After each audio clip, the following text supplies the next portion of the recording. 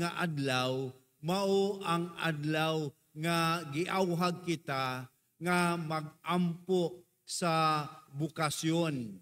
The World Day of Prayer for Vocation.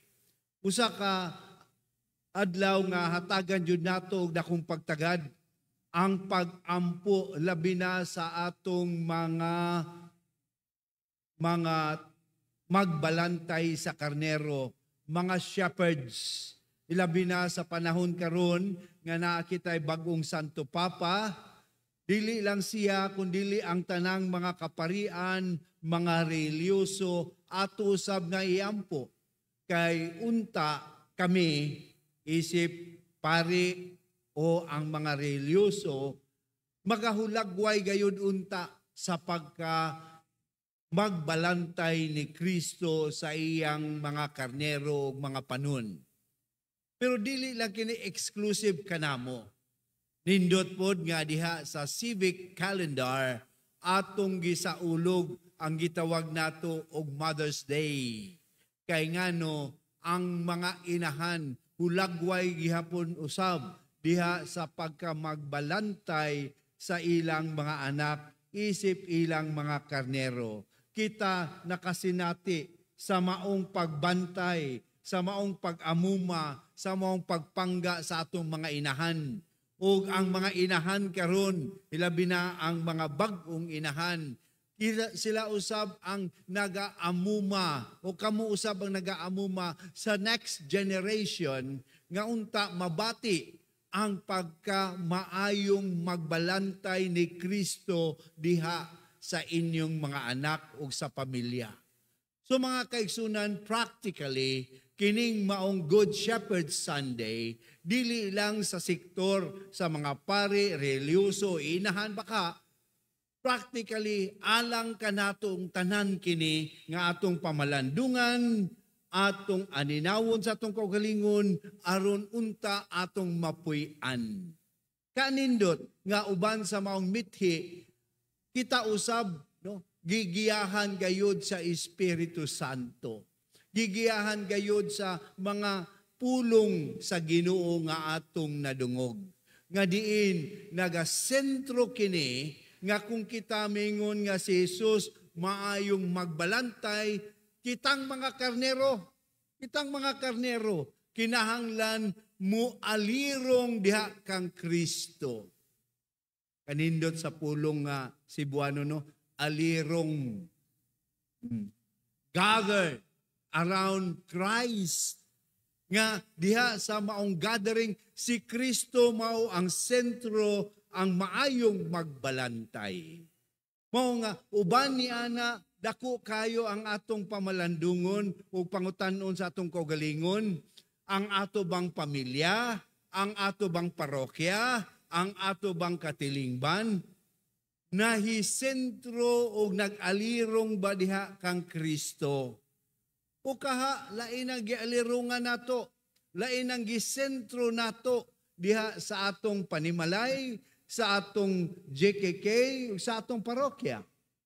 Mauna nga, uban nining maanindot kayo nga challenge diha kanato, makita nato kung giunsa sa mga pagbasa, labi na sa panahon sa mga apostoles, sa pagsugod, sa pagsangyaw, kung giunsa nila pag-alirong diha kang Kristo.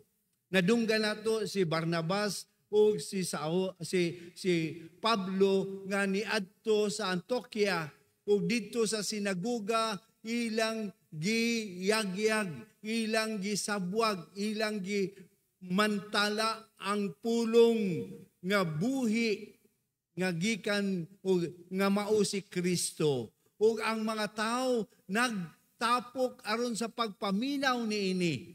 O sa ilang panagtapok sa pagpaminaw, ilang nadungog, ilang nasinati, ilang nakita, unsa di ay kabuhi sa pulong sa Dios nga gipadayag ni Barnabas o ni Pablo. Nga gani pagkasunod, tigom na usab, mas nidaghan ang mga tao nga nialirong sa pulong sa Dios. Pero mga kaigsunan, kibalo kita unsay nahitabo. nga di ay kung mag-alirong ta sa pulong sa Dios naa ang kahiusahan diha kang Kristo. Apan unsa may nagpatibulaag kanila, ang uban nga naminaw nakaingon nga ngano man nga sila, ngano man nga kining duha ka tawhana ra, naunsa naman nga ako naghimo na nagsugod ang pagselos, nagsugod ang pag-inindigay, nga tungod niini nihaling ka na og pagkabungkag sa katilingban. Gani, wala lang diha nihaling sa pipila, kundi kadtong nabati nga naa ang pagkaselos, ang pagkaibog, ang ilang lantaw nga dili na sila mao'y sentro sa spotlight sa katilingban, kundi naa na sa pulong sa Dios nga gidala ni Barnabas ug ni Pablo, ilang gihaling pagyod, ilang giintrigahan pagyod ang pipila ka mga kadagkuan sa katilingban nga kinahanglan pahawaon si Pablo o si Barnabas. Mga igsuon, kining usahay, mutoy hakaw mangyod ning atong pagkasilusog silusa, no? Kinibang atong pagka mailibgon sa gibit-bit sa uban. Nga tungod niini, nawala ang atong focus diha sa unsa-unta ang atong gialirungan, unsa-unta atong gitapukan nga mao si Kristo. Dili lang kini nahitabo kang Barnabas o kang Pablo. Hangtod karon nagahitabo kini nga nangabungkag ang atong katilingban, dili tungod sa pulong sa Dios, dili tungod kang Kristo, kundi mismo tungod sa atong pagkasiloso o silosa. Pero we cannot outdone the goodness of the Lord. Nakita nato nga ang pagpahawa sa Antioquia sa duha, nahimong usa ka oportunidad nga nangadto sila sa mga hintil. O dito sa mga hintil, mas nalipay sila nga nahatagag importansya diha gayud sa pag-alirong sa pulong sa Dios. Niadto sila sa Iconia, diin didto sa Iconium, diin didto nagsugod ang paghatag o pagsabwag sa pulong sa Dios ngadto sa mga hintil. Di ba kini usa ka anindot, mga igsoon, nga atong bation, nga diin di ay gayod importante nga usa ka tatak kanimo nga Katoliko, kaniya nga tumutuo, kaniya nga nagtawag nga ako Kristiyanos, mahimo gyud unta ang atong kaayusahan diha sa pag-alirong sa pulong sa Dios. Anak magyuna pader kay nang hinahanglan matag strength din mo nang nganina malatag Ginoo nga kinahanglan maoy tinubdan sa atong kusog, sa atong pagpadayon. Dili lang na siya pangkalibutan, mga igsoon. Ikaduhang pagbasa, atong nadungog ang vision ni San Juan nga nakakita siya sa kinatibuk-an nga kaluwasan. Unya, ang usa sa mga description, sila nag-alirong gihapon. Diha kang Kristo. They gathered around Christ, the Good Shepherd. Ug kinsa ni sila? Sila nga adunay puti nga biste, ug ang kaputi silang biste mo'y linabhan sa dugo ni Kristo. Meaning, our gathering around Christ, centered on Christ, is not only here, but eternal kini, mga igsuon. No? hangtod sa katapusan. Dili na sila uhawon, dili na sila gutmon, naa na diha sila nag-alirong kang Kristo. Nan, andako kayo natong pamalandong po minguntag, mahiapil baka ko anang pagkatapok nila diha kang Kristo sa sunod nga kinabuhi, Padre, no? Abangan ang sunod na kabanata sa buhay natin. Pero kung kita, mga igsoon, nakaila sa pulong o sa tingog sa atong magbalantay, nga mao ang pulong sa Dios, nakaila kang Kristo, nga mao'y ato kanunay nga gitapukan matag Domingo, for sure, kita usab makaila gayod ug makahimong kabahin sa dakong tigom diha sa kinabuhing dayon. Mao kana ang pasalig ni Kristo nga siya nga mutuo, kita nga mutuo kaniya, makabaton og kaluwasan. Ug unsa ang kaluwasan? Nga kita mismo mahimong kabahin sa tigom nga diin si Kristo mao ang sentro. Busa, importante nga makaila kita sa tingog sa atong magbalantay. Muna mga kaigsunan, kumusta naman ang tingog sa atong magbalantay? Nato bang gipaminaw kini? Gipaminaw ba nato ang pulong sa Ginoo? Gihatagan ba nato importansya kini?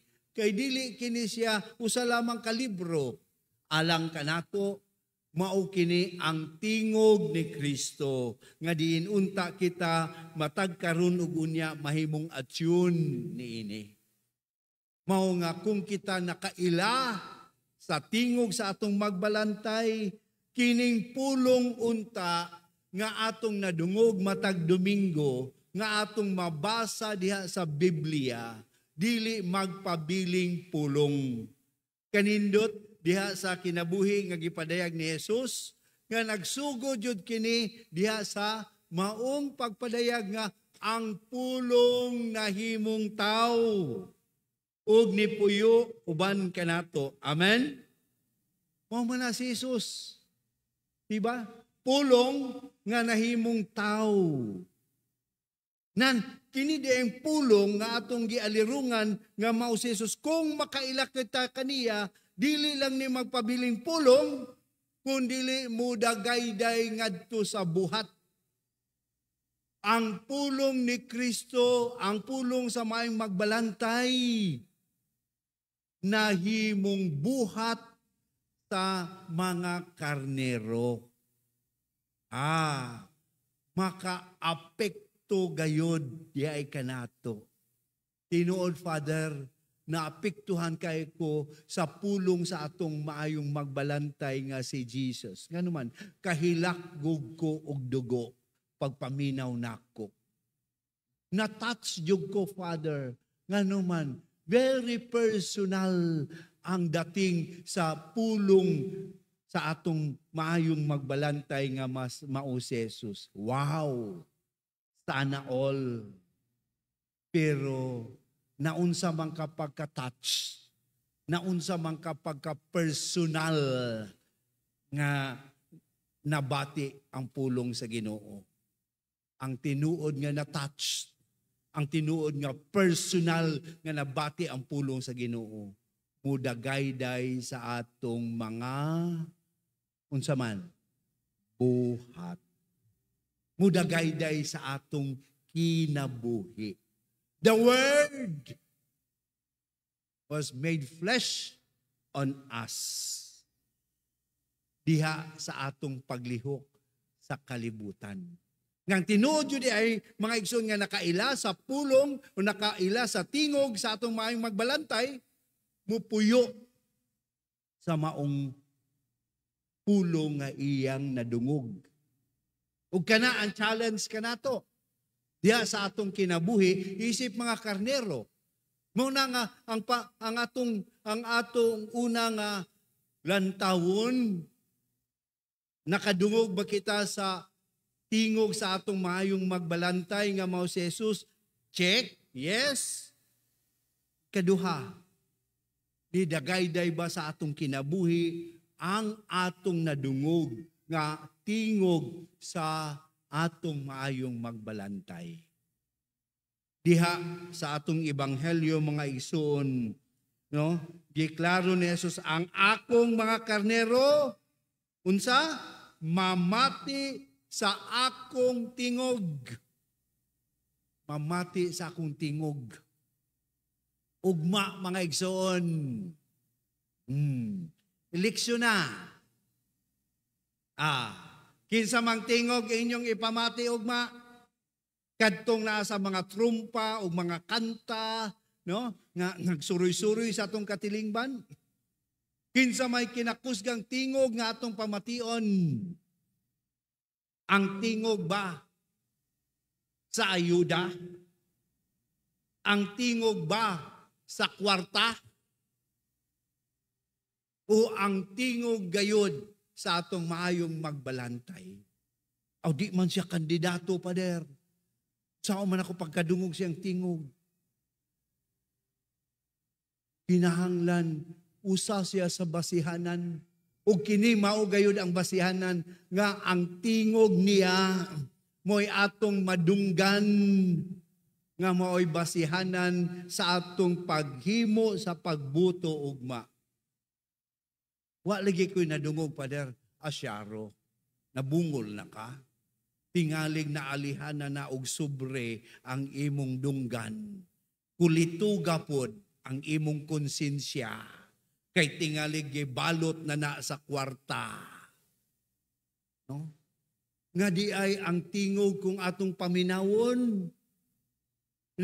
Gaingon ka nato, kinahanglan ang atong pagpili sama kang Kristo.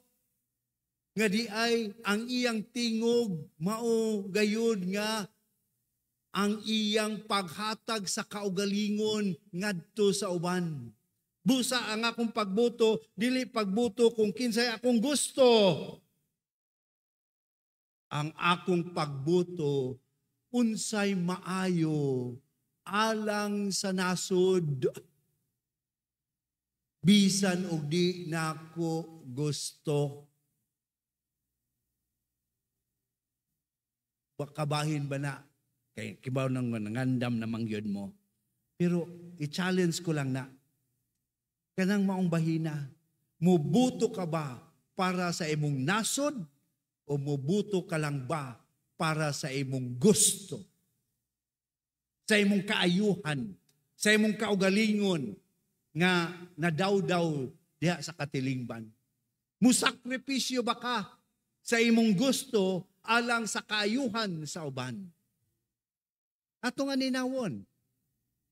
Kini nindot nga mga adlaw sa atong pagpamalandong, maayong magbalantay, giyahi kami, nga unta, dili ang among gusto matuman, kundili ang kaayuhan sa kinatibuk-an, ang kabubuton sa Dios.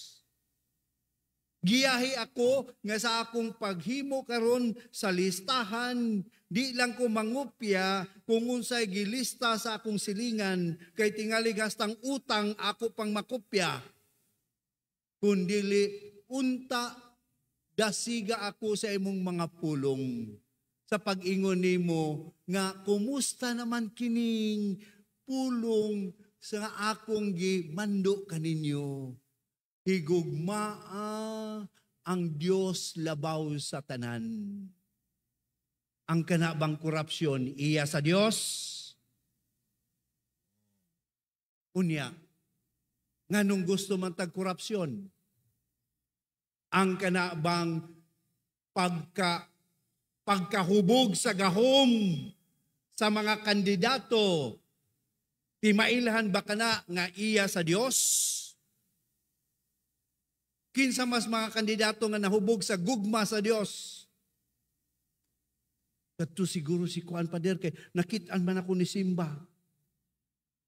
I-check kay tingalig ni Simba lang to panahon sa kampanya.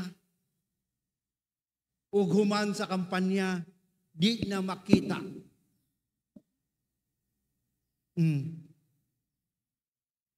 Kini mga kaigsunan atong lantawon nga diha sa atong pag-aninaw, tanaw nato ang kabubuton sa Dios tataw sa iyang mga pulong.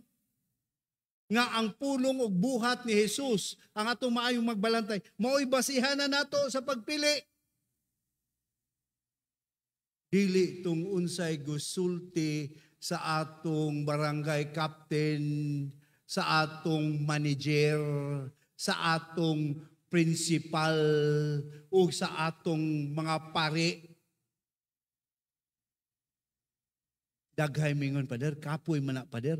Pakupyahan na lang ko sa imong butuhan. Kay sure jud ko, Pader, nga nanas pulong sa Dios. Ayaw panghupya, oy. Iya tag-utok. Iya ta og discernment. We need to go to the element of discernment so that we will be able to hear clearly the Word of God.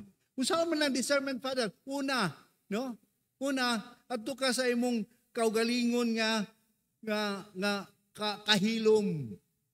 Kunya ikaduha, ampo, Lord, magpili na ko karon sa mga kandidato, Lord. Niya na ning mga sample balot nga akong nga naay lang mga pangalan, no? Tabangi ko, Lord, sa akong pag-discern karon. Unya naamang gyud tay mga diri sa kasing ay gusto nako ni, gusto. Nya tan-awa na imong mga gusto. Nganong gigustuhan man ako ni kay kini siya na ang iyang picture sa 3 ka kilong bugas. XXX. Kini nganong gigustuhan man ako ni. Gusto ko ani kay nganong man gikumusta man ko ani, no? Nya magkumusta nag-alcohol, X. Kinahanglan aninawon, kinahanglan palawmon. It is not something, the Word of God is not something of popularity. Tanawa, si Barnabas o si Pablo, gidala nila, gimantala ang pulong sa Diyos. Naunsa man sila? Na-persecute. Di ba? Because really, working for the glory of God means, it doesn't mean popularity, but it means sacrifice. Kinsa mga kandidato nga nagsakripisyo? Nini. Wa man tayo mapili, Paderoy. Priho raman na sila tanan. No? Pasabot kung kana ang imong kalugdangan sa imong discernment, palawma pa mga igsoon. Palawma pa. Nganuman, no? Taliwala sa tanang mga sagbot na agyo dihay maayo nga binhi. Palawma pa aron makita nato kung kinsa gyud ang tinuod nga nagaalagad sa katawhan. Nakita yung mga giya, kumusta man ang ila nga pagtrabaho, no? Isip na sa ilang mga records, kumusta man, no? Lagi naapil kini siya nga kandidato, popular kini siya nga kandidato kay kusog mo sayaw. No? Pero pag-abot sa Kongreso o Senado, kusog pod mo absent. Ups. Lantawa. Para asa ang maong posisyon. Mga igsuon, wata nagbutang sa Senado, aron sila mahimong kingkoy sa mga tao. Nagbutang ta sa Senado, Kongreso, aron mo panday og mga balaod nga makagiya sa atong nasod. Pulong sa Ginoo. Kung sa may akong papel, nganong gibutang mangkos Ginoo sa pagkapari para mahimong sikat? Nganong gibutang man ka sa Ginoo sa pagkainahan para mahimo ka nga sama sa anay nga musanay? Nganong gibutang man ka nga amahan sa Ginoo? Nganong gihatagan man ka ng bukasyon? aron unta mga igsuon pinaagi kanimo mudagayday ang pulong sa Ginoo diha sa imong mga buhat, sa atong mga buhat. Ug kana ang challenge kaayo nga di ay mismo kining mga posisyon nga apil sa eleksyon, kini sila ang posisyon nga naay intensyon. Busa kung mubutang man tag kandidato diha, mupili man ta nan atong piliun kadtong tinuod nga nahigugma sa pag-alagad dili lamang sa posisyon nga ato o nga sila mahimutangan. Daghan pa mga igsuon ang atong mahisgutan mahitungod niini. Mother's Day karon. Daghan ang mga restaurant nga mapuno. Kay daghay mag-blow out sa ilang mga mother.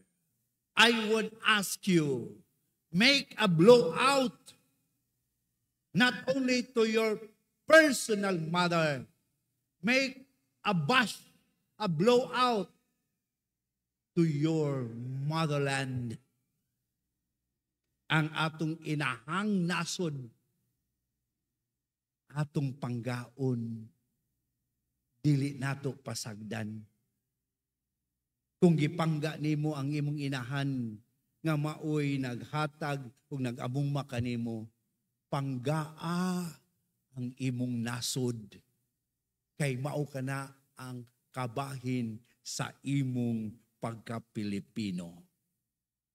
Kana mga igsuon, perting hauma nga di ay kita gigiyahan.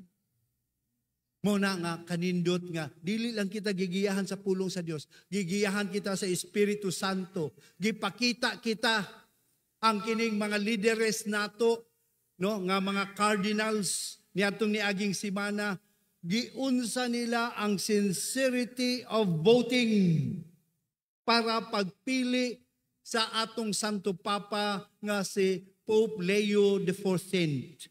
Naadaghan sa social media, naadaghan sa TikTok, how they try to vote. They never vote according to what they want. They never vote according to what they know. They never vote according to their preference. They vote according to what God wants for the church. Ato daw tong sundon. No? No. Ingon kong kuyaw gyud ay ning pagpili nila nga murak mingon sila pagbutang sa ilang baluta, sa ilang pagpili. Ginoo, kiniuntang akong gipili o kiniuntang akong desisyon, akong pagpili ngoy makaayo og haom sa imong kabubuton nga sa katapusan sa akong kinabuhi ikaw muhusga kanako. Wow. Ingana ba nga itong pagpili? Ugma kibalojog ko. No? Kaya sige nami og libot-libot isip PPCRV, kibalojog ko. Nadaghan sa inyo, no? Paghuman og pili, siga ang mata. Unya, pagpakaon sa imong buto dito, giluwa, kausa. Mingon ka, Way, lami ang eleksyon. Dili, hugaw ang eleksyon. No? Naay manipulation sa eleksyon. Giluwa, nga naman. No? Kay tungod, nag-una imong laway dito. Gitrapuan sa EB, gikaon man. Daghan ka na to. Mingon to, critical mangguko pader. Use your critical mind in choosing, not in distraction. Let us once again, brothers and sisters, trust this system of democracy, because when we do not trust, what will happen to our motherland? Muna nga ayaw i-joke-joke ang imong boto. Sagrado ang imong boto. Ang sistema unta mangandoy ta, mutabang ta nga dili muguba sa kasagrado sa atong mga boto. Mauna nga salamat kayo nining atong parokya nga ay nag-volunteer nga 200 kabuok para lang mutabang nga unta mahimong honest, orderly o peaceful ang atong election. Tabangi pud sila kay kamo may mga butante. Ug sa imong pagtabang dili tungod kay ikaw maayo. Hinumdumi kanunay, dalho nato ang tingog sa maayong magbalantay bisa na sa eleksyon sa ato nga nasod. Nga ako nakadungog sa tingog sa maayong magbalantay, magpakabana alang sa kaayuhan sa kinatibuk-an o dili lamang sa akong kaugalingong kagustuhan.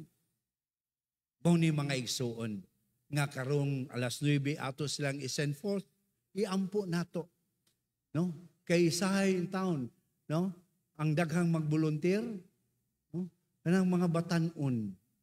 And they are so idealistic to see the future of their nation. Bisag dulom ang future, no? Kita, ikaw, dala ang akong buto sagrado, nagdala kita og kahayag bisang ing ani kagamay ngadto sa presinto aron unta mahayagan ang atong mapili nga mga kandidato.